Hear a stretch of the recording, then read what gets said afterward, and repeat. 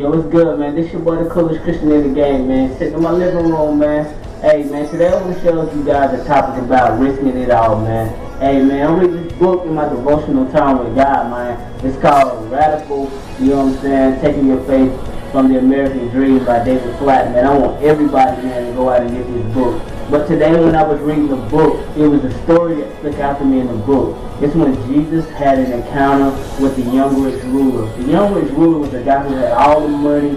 He was just that guy, like a superstar in our time. He was like the Lil Wayne of our time, or the Jay-Z of our time. He was that guy who had it all and was real influential in the culture. But he came up to Jesus and he was like, Jesus, what must I do to follow you? Jesus looked at him and said, sell all your possessions and give to the poor. And the young rich ruler, in my mind, he scratched his head and he was like, huh? And Jesus repeated himself again. He was like, hey, give all your possessions up and give your possessions to the poor. And then he said, then you can follow me. But the story don't end the way we think it ends. See, because, you know what I mean, we think it ends like, shoot, the young rich ruler gives everything up. But he don't. The young rich ruler looked at Jesus and he walked away and he wept.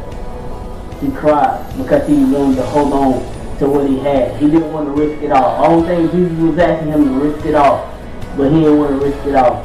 It went to the point that Jesus was trying to take everything away from him. Jesus was trying to take away the stuff that he was holding on to. So if he would have gave up everything that Jesus was asking him to give up to, the stuff that he was holding on to, Jesus was trying to give him the real treasure, eternity life. So today, man, I want to ask you, what are you holding on to that Jesus done told you to give up? Or are you too scared to risk it all?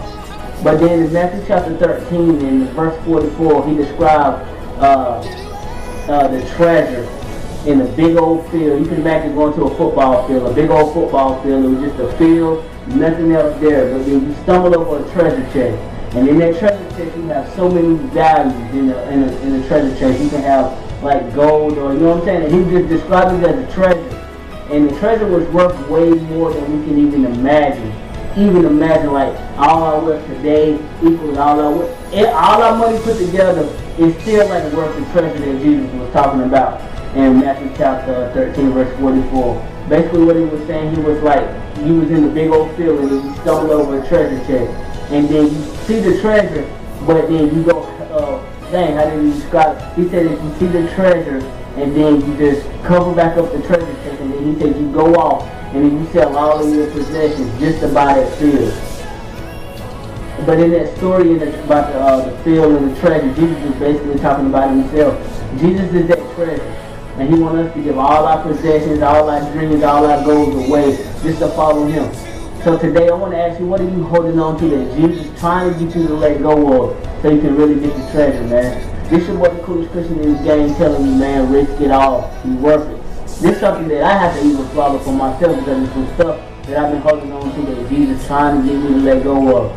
But I continue to hold on to it, man. But this is what the coolest Christian in the game saying, risk it all. It's worth it. I'm out.